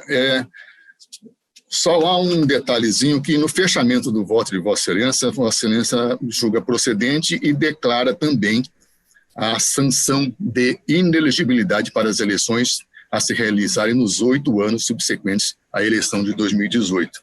Nesse ponto, eu vou abrir uma pequena divergência, doutor Fábio e demais pares, porque ocorre que, como você disse, não há previsão legal para a decretação da sanção de inelegibilidade na ação por captação ou gasto ilícito de recursos para fins eleitorais, artigo 30A das Leis das Eleições. Em caso, a referida sanção se apresenta como efeito secundário nos termos da linha J, inciso 1, artigo 1º da Lei 64/90. A propósito, as sanções previstas para o ilícito eleitoral do artigo 30A da Lei Eleitoral são, aí eu faço a transcrição do artigo 30A, aí o parágrafo 2º diz o seguinte: comprovados captação ou gastos ilícitos de recursos para fins eleitorais, será negado diploma ao candidato ou cassado se já houver sido outorgado. Então, eu digo mais à frente. Além disso, para que o tribunal declare a inelegibilidade do investigado pela prática de abuso de poder econômico, é imperioso que ela seja apurada em procedimento próprio de investigação jurisdicional a ser realizada pelo Corregedor Regional Eleitoral, por se tratar de representado que figurou como candidato ao cargo de deputado estadual, a rigor do que dispõe os artigos 19 e 22, caput da Lei 64/90, verbis. Faço a transcrição do artigo 19, e por ser uma matéria que estou trazendo agora, eu vou pedir paciência para fazer a transcrição. O artigo 19 diz o seguinte: as transgressões pertinentes à origem de valores pecuniários, abuso de poder econômico ou político, em detrimento da liberdade de voto, serão apuradas mediante investigações jurisdicionais realizadas pelo Corregedor-Geral e Corregedores Regionais Eleitorais. Artigo 22. Qualquer partido político, coligação, candidato ou Ministério Público Eleitoral poderá representar a Justiça Eleitoral diretamente ao Corregedor-Geral ou Regional, relatando fatos e indicando provas, indícios e circunstâncias, e pedir abertura de investigação judicial para apurar uso indevido, desvio ou abuso de poder econômico ou do poder de autoridade, ou utilização indevida de veículos ou meios de comunicação social em benefício de candidato ou de partido político, obedecido o seguinte rito. Aí vem. E, nesse sentido, eu estou trazendo aqui uma jurisprudência do TSE, que diz, no ponto que merece maior destaque, e diz o seguinte: durante o período eleitoral, os juízes auxiliares são competentes para processar as ações propostas, está no artigo 30A do 9504/97, o que não exclui a competência do corregedor pela conexão quando a ação tiver por objeto a captação de lista de recursos acumulada com abuso de poder. Presidente, eu acolho essas ponderações em meu voto e afasto esse capítulo do dispositivo. Então tá bom, doutor Fábio. Fica anotado o ASE, né? O ASE, né? Fica anotado, né? O ASE fica anotado. Mutatis mutandis é a mesma situação que nós tivemos agora recentemente não é caso, mas fica na anotação, aí é eventual. Só não fica como efeito direto da decisão, né? Só não fica como direito direto da decisão do presidente. Exatamente, não é a sanção de cassação com inelegibilidade decretada. Então, eu estou fazendo essa proposição. Digo, eu retiro esse capítulo do dispositivo. Ok, então, já que Vossa Excelência altera, eu indago aos colegas algum posicionamento diverso com relação a essa parte que o doutor relator agora está por modificar? Então, fica então já pronunciado o resultado que eu havia dito, né? Afastadas as preliminares, no mérito julgado procedente a representação nos termos do voto do doutor relator em consonância com o parecer ministerial. Aliás, desculpa que não vai aparecer, porque aqui é o Ministério Público que é o representante. Então, esse é o resultado final. Muito obrigado aos 12 advogados pela participação. Tenham todos um bom dia e vamos dar sequência à sessão. Agradeço, excelente. Um bom dia a todos. Foi retomado o contato com o advogado? Agradeço aí, participação. Bom dia a todos. Bom dia, obrigado, doutor Rosa. Muito obrigado, bom dia, senhores. Bom dia, excelências. Bom dia. Só para retomar o julgamento, nós estávamos no 2.4, já foi lido o relatório, nós, então, no momento de passar a palavra ao advogado, doutor Diogo Peixoto Botelho, pelo prazo regimental. Doutor Diogo, com a palavra. Bom dia, excelências. Me ouvindo perfeitamente? Sim, estamos ouvindo. Perfeitamente. Excelências, em nome do senhor, cumprimento e saúdo a todos os juízes que compõem essa egrégia Corte de Justiça, bem como os demais serventuários da Justiça. Excelência, preliminarmente, na data de ontem, nós peticionamos ao juiz relator a desistência do habeas corpus em relação aos pacientes Cláudio Roberto Natal e Marcelo Arguello, por uma questão em homenagem à ampla defesa e por uma questão de estratégia de defesa. Tecido esse primeiro aspecto, excelência, adentro agora ao mérito do habeas corpus. Pois bem, Franci Kleberson e Anderson Leão foram detidos pela Polícia Militar, encaminhados à delegacia de polícia, conforme narrativa no boletim de ocorrência da própria Polícia Militar, com o argumento de que havia um quinto elemento armado e dando tiro contra a vítima Valcir. Em função disso, foram encaminhados à delegacia de polícia. Chegando à delegacia de polícia, o delegado, ao verificar e muito menos buscar este quinto elemento que estava armado, decretou prisão em flagrante dos pacientes ao argumento de estarem caluniando, injuriando e difamando funcionário público, posto que estes dois pacientes estavam simplesmente entregando jornal. A autoridade policial, de posse do respectivo jornal, verificou que o jornal não é apócrifo, verificou que o jornal possui CNPJ, verificou que as matérias ali contidas, além de envolver fatos de interesse público da comunidade da cidade de Sapezal, traziam informações atinentes ao Estado e à notícia mundial. Ou seja, é um jornal. Mesmo assim,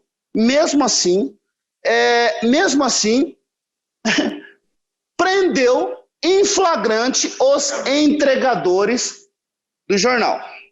Faço aqui, excelência, um destaque para o paciente Franci Kleberson. Franci Kleberson é um menino morador de Brás Norte, de Campo Novo dos Parecis, possui 19 anos e foi contratado pelo jornal para fazer a entrega de jornal, para trabalhar, para tirar o seu sustento.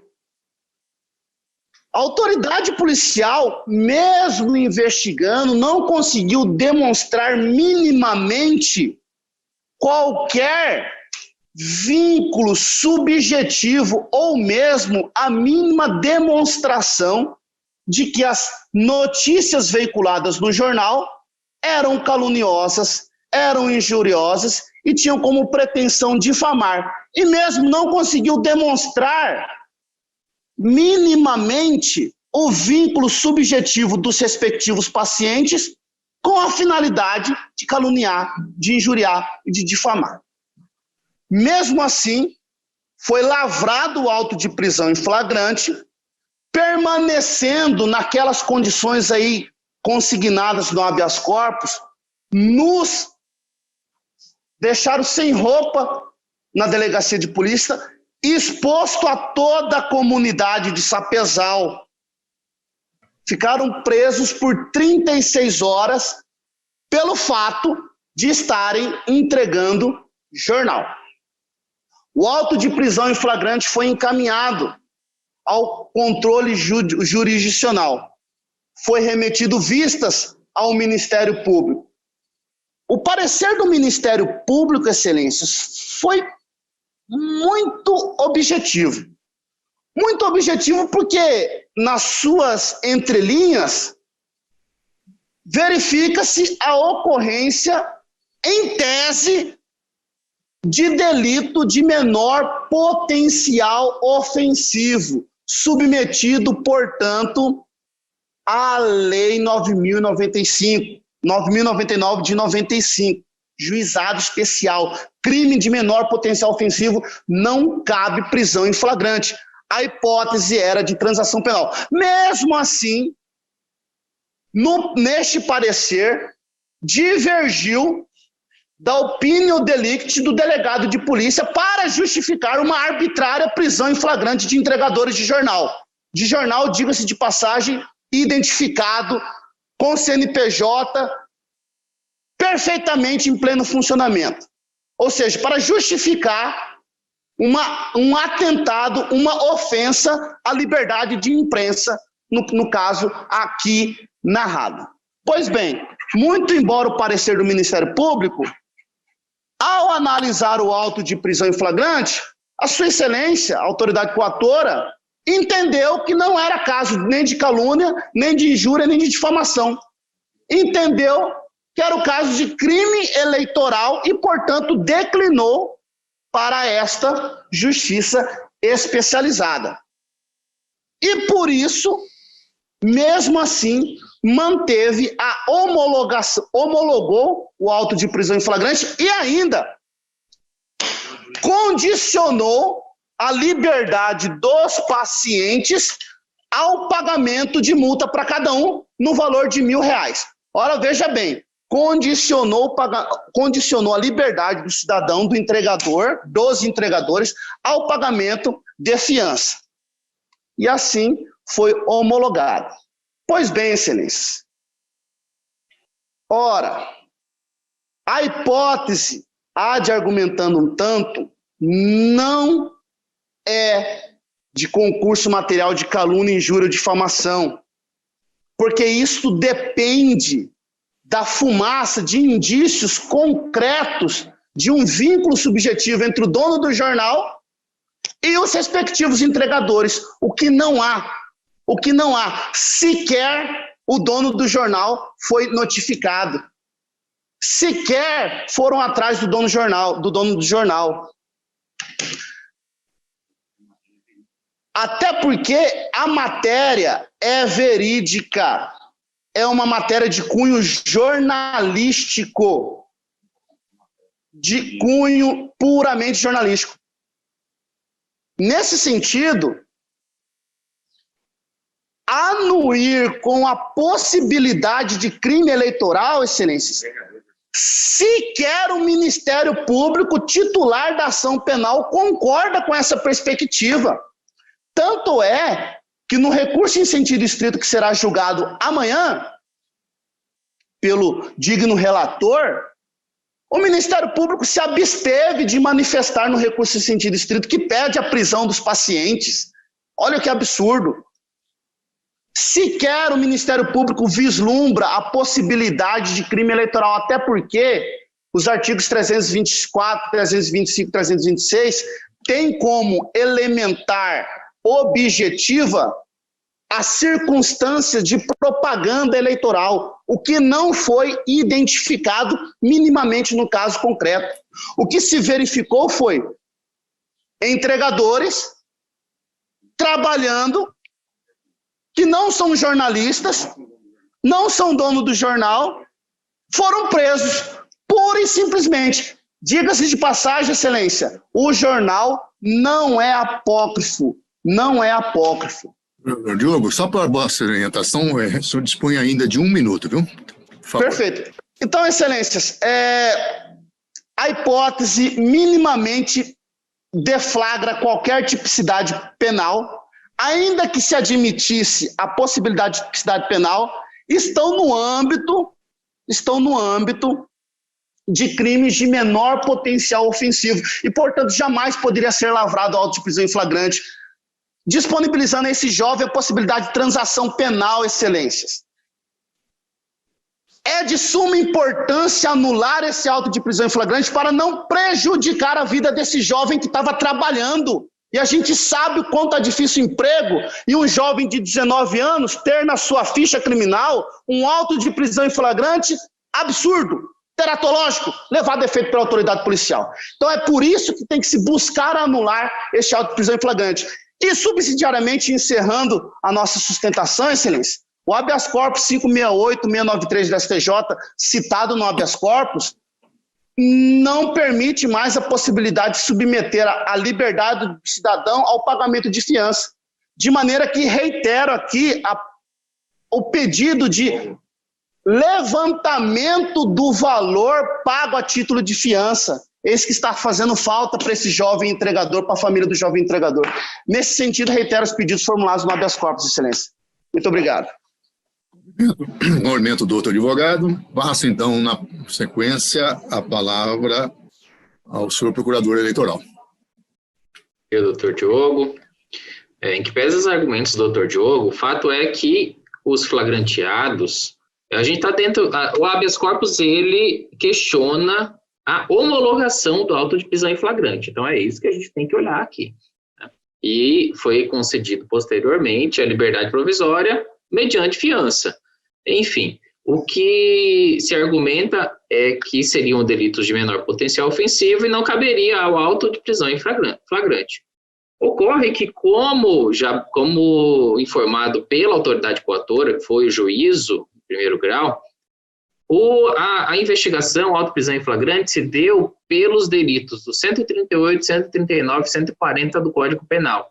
Somadas as penas, ultrapassam o limite previsto na Lei 9.099. Portanto, haveria de ser feito um auto de prisão em flagrante. Né? Não cabia aí a transação penal ou qualquer benefício que indicasse a necessidade de feitura do termo circunstanciado.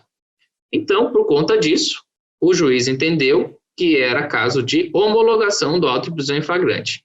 E no caso dos delitos eleitorais, ele também indicou a tipificação nos artigos 324, 325 e 326, que, com as penas somadas em concurso, também ultrapassam o limite da Lei 9.099. Então, não havia outra forma que não a feitura do auto de prisão em flagrante e também que o juiz homologasse, e prontamente ele já concedeu a liberdade provisória com uma medida cautelar diversa da prisão, que foi a fiança, né? Enfim, ato corriqueiro praticado dentro do juízo. Então, não houve qualquer irregalidade. Quanto à questão da foto, né? Ele, enfim, fala sobre as fotos das pessoas, enfim, sem roupa, né?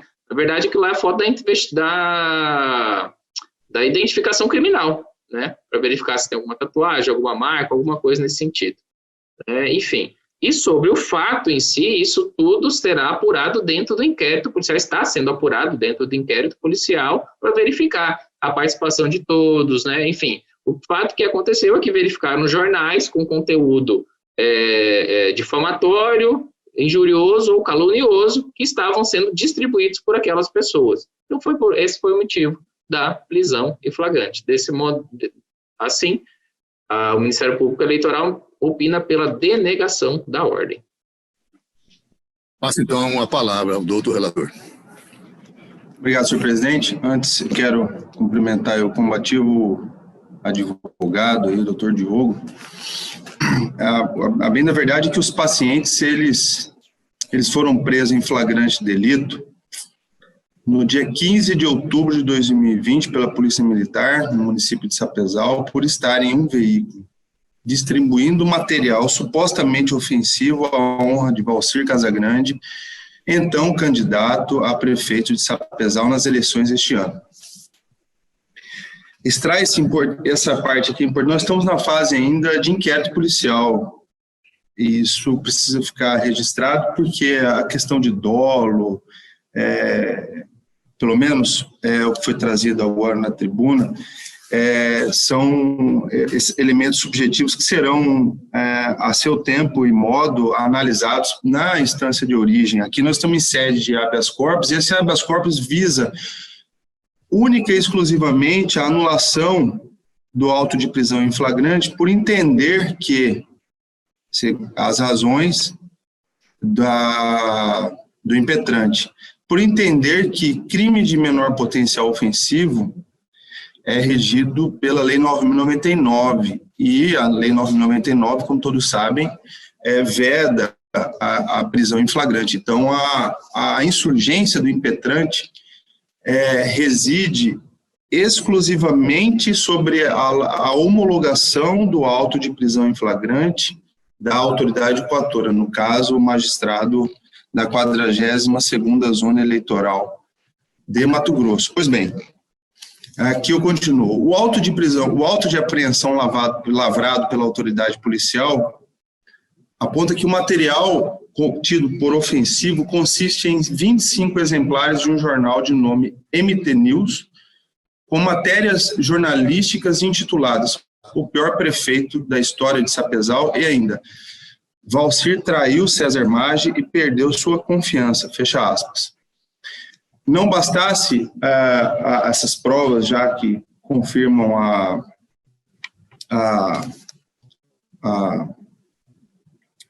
o nexo com a justiça eleitoral e os supostos fatos já ilícitos que autorizariam já uma interceptação da conduta, antes mesmo da homologação do auto de prisão em flagrante, o próprio ofendido encaminhou para a autoridade policial o boletim de ocorrência e diversos documentos, bem como noticiou que o flagranteado agora, em que pese aqui o pedido de desistência, o flagranteado Roberto Natal Júnior é proprietário do site Página do Estado e promove um esquema de disseminação de fake news e conteúdos ofensivos à honra. Destacou ainda as seguintes reportagens juntadas. Isso aqui é fato que está sendo investigado, em que pese a desistência do habeas corpus, são fatos ilícitos, supostamente ilícitos, está sendo objeto de investigação pela autoridade policial. Então, ele destacou aqui o seguinte, que são, abre aspas, isso foi veiculado como disseminação de fake news, à honra. Perseguições de comitê político por espiões, apresentador de programa de TV Bidu recebe dinheiro para mentir em Sapezal e, abre aspas, prefeito de Sapezal chama povo de Guaipeca, lambedor de Xana, fecha aspas. E aqui eu friso, em que pese haja essa desistência dos dois pacientes, Cláudio Roberto Natal e Marcelo Assad, isso não afasta a análise do conjunto de provas que estão sendo objeto de investigação pela autoridade policial. A decisão, no caso aqui atacada pelo habeas corpus, o auto de prisão em flagrante, concedeu aos pacientes a liberdade provisória e o arbitramento de fiança, como bem destacado pelo doutor Procurador-Geral Eleitoral, ficou fixado o valor de 10 salários mínimos ao paciente Cláudio Roberto Natal Júnior, que apresentava melhor condição econômica, e um salário mínimo aos outros 3 pacientes. Percebe-se, então, aqui, eminentes pares, que não foi apenas um fato, uma conduta ilícita, né? Essas condutas, elas se repetiram ao longo do tempo, o que faz aqui, no meu entender, afastar aqui pelo menos nesse momento, sob pena de eu estar invadindo competência do juiz de primeiro grau, mas os fatos trazem de forma, pelo menos uma forma muito clara, e numa análise de habeas corpus, onde a nossa análise ela é mais restrita, que foram várias condutas perpetradas ao longo do tempo, e essas condutas faz-se incidir o concurso material de crimes. Então, pelo menos por hora, vejo que cada uma conduta dessa, delineada e que está sendo objeto de investigação, se amolda individualmente, ora no crime de calúnia, ora no crime de injúria, ora no crime de difamação para fins eleitorais. Por essa razão, não assiste razão ao impetrante ao suscitar a nulidade da decisão que homologou prisão em flagrante em razão da não aplicação da Lei 9.099/95.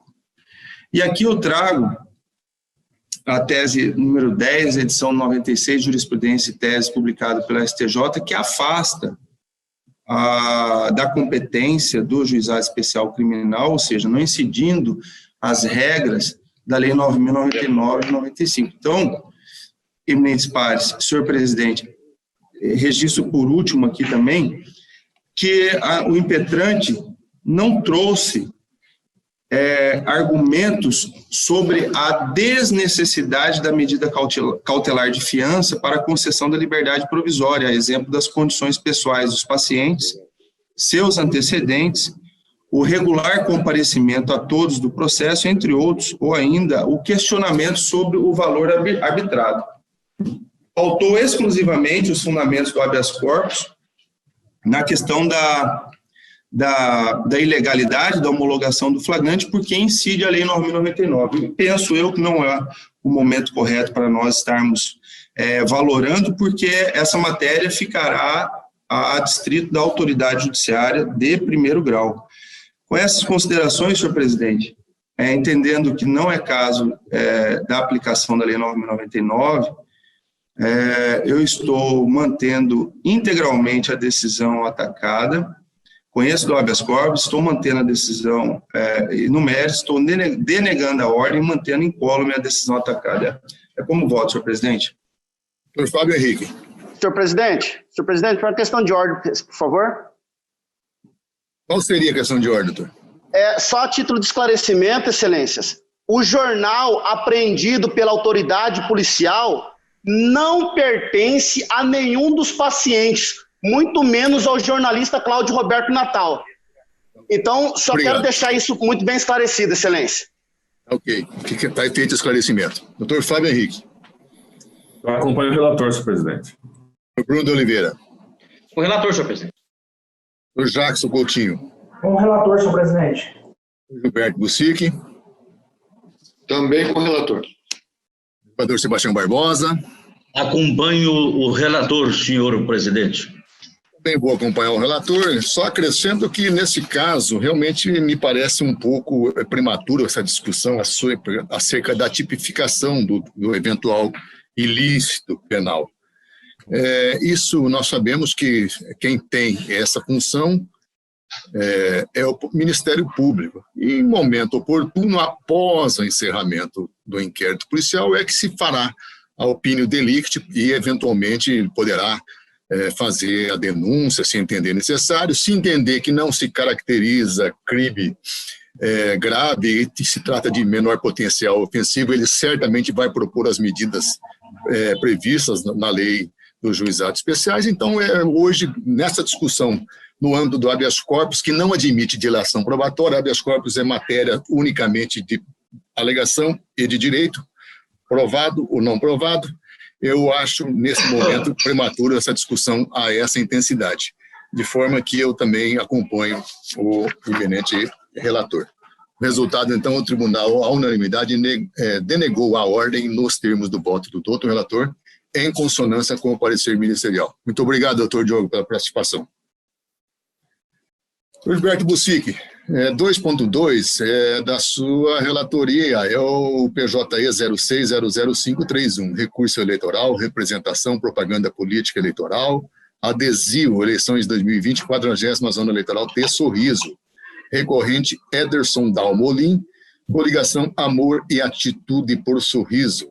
Recorrido Ari Genésio Lafim. Relatoria de Vossa Excelência, com a palavra. Senhor presidente, se me permite, eu dispenso o relatório. Dispensado. Fica, então, a oitiva do Ministério Público, por favor. A Procuradoria mantém o parecer pelo parcial provimento do recurso, mantendo a ilegalidade, né, mas somente para minorar a multa aplicada pelo juízo de piso. E, de fato, entende o Ministério Público que a adesivagem lá no veículo foi feita de forma irregular, mas a multa de 10 mil aplicada seria desproporcional ao fato. Com a palavra o relator. Senhor presidente, o recurso é contra o arbitramento de multa em virtude de que houve adesivagem de um veículo. E se baseia em que as medidas do vidro traseiro, e como o veículo não tem o vidro traseiro, ele entende que não ultrapassa 4 metros, não caracterizando assim outdoor. O fato é que o caso está previsto no artigo 20, que menciona o seguinte: não é permitida a veiculação de material de propaganda eleitoral em bens públicos ou particulares, exceto de lei 9.504, de 97, artigo 37. Inciso 2. Adesivo plástico ou em automóveis, caminhões, bicicletas, motocicletas e janelas de residências, desde que não ultrapasse a meio metro quadrado. Bom, se extrai isso dos autos, que ele se baseia no artigo 20, parágrafo 4º, que diz o seguinte: na hipótese do parágrafo 3º deste artigo, não é aplicável em relação a para-brisa traseiro o limite máximo estabelecido. O fato é que não está em para-brisa, ele estava no veículo todo e ultrapassa a medida. Eu estou aqui mantendo a decisão nesse ponto, mas reformando no ponto em que arbitrou a multa, porque o artigo 37, parágrafo 2º, reproduzido na sua integridade pelo artigo 20 da resolução, dispõe que não é permitida a veiculação de material de propaganda eleitoral em bens públicos, tal. Continuo. A nova redação dada pelo artigo 37, parágrafo 2º da Lei 9.504, cuja alteração se deu por meio da Lei 13.498 de 2017, permitiu a remissão à multa do parágrafo 1º, e somente pune a conduta do caput, do que se conclui que a propaganda eleitoral realizada em desacordo com o parágrafo 2º, que é o caso, desafia somente o exercício do poder de polícia para fazer cessar a ilicitude do ato. Em caso, a propaganda irregular foi removida pelo candidato, conforme comprovação nas fotos encartadas na contestação, restando solucionada a questão sem possibilidade de aplicação de multa. É como eu voto, senhor presidente. Desembargador Sebastião Barbosa. Com o relator. Doutor Sebastião Monteiro. O relator, presidente. Doutor Fábio Henrique. O relator, presidente. Doutor Bruno de Oliveira. O relator, senhor presidente. E doutor Jacques Coutinho. Com o relator, senhor presidente. Resultado, o tribunal, a unanimidade. Você está dando provimento, doutor Gilberto Sique, só para... Eu perdi essa parte final. Provimento parcial ao recurso e parcialmente como parecer. Exatamente. Vossa Excelência, só a questão da multa, né, que altera, né? Tá ok. Senhor presidente. O resultado, então, o tribunal, à unanimidade, deu parcial provimento ao recurso nos termos do voto do outro relator e em parcial consonância com o parecer ministerial. O último da pauta também é da relatoria do Dr. Gilberto Bussi, que é o recurso eleitoral na convenção partidária numa ação anulatória de eleições 2020, 23ª Zona Eleitoral, Nova Santa Helena, de Mato Grosso, é o PJE 0600367, recorrente Ministério Público Eleitoral, interessada Cecília de Fátima Dias, recorrido Democratas DEM, através da sua Comissão Provisória de Nova Santa Helena. Relatoria de Vossa Excelência, doutor Gilberto. Se me permite, também dispenso o relatório, senhor presidente. Senhor Procurador Eleitoral? A Procuradoria mantém o parecer pelo não provimento do recurso. Mantido o parecer, retorna a palavra ao relator. Senhor presidente, aqui trata-se de recurso eleitoral interposto pelo Ministério Público Eleitoral em face de sentença que julgou extinta, sem resolução de mérito, a ação de anulação de convenção partidária proposta por Célia de Fátima Dias. Entendeu o magistrado que a candidata, a cidadã não poderia ser parte legítima para pleitear a anulação da convenção partidária. Isso por quê? Porque o partido DEM não escolheu o candidato. Então, ela teria que ter pelo menos candidata para pleitear essa anulação. E o DEM não escolheu o candidato, só resolveu apoiar o PSDB. Então, frisou o juiz. Em razão disso, restou assentada na decisão recorrida que os filiados só gozam de legitimidade indireta para requerer anulação de convenção partidária. Ainda assim, apenas nos casos em que o partido tenha escolhido o nome do filiado em convenção partidária. Então, não teve candidato, não escolheu nenhum candidato, decidiu tão somente apoiar o PSDB. Então, eu estou aqui mantendo a sentença, nos termos do parecer, para negar provimento ao recurso. Pela ausência de legitimidade ativa, né? Da interessada, no caso. Tá. Algum voto contrário dos eminentes colegas? Então, o tribunal, à unanimidade, negou o provimento ao recurso nos termos do voto do relator, em consonância com o parecer ministerial. Nós teremos dois outros da pauta de natureza administrativa, mas eu vou deixar para uma próxima oportunidade.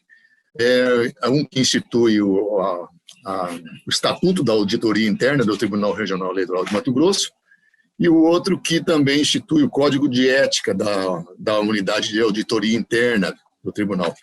Mas eu pedi hoje que fosse encaminhado, é muito volumoso, são estatutos do regimento interno, os colegas, né, quiserem analisar, e aí na próxima sessão, quando já devidamente analisado pelos colegas, eu submeto, então, a análise e eventual aprovação dessas matérias administrativas. Então, nada mais havendo, nessa oportunidade, eu quero agradecer a participação de todos, desejar que tenhamos um bom dia e até amanhã, né, que temos nova sessão marcada para as 9h30 da manhã. Está encerrada a sessão. Muito obrigado. Bom dia a todos.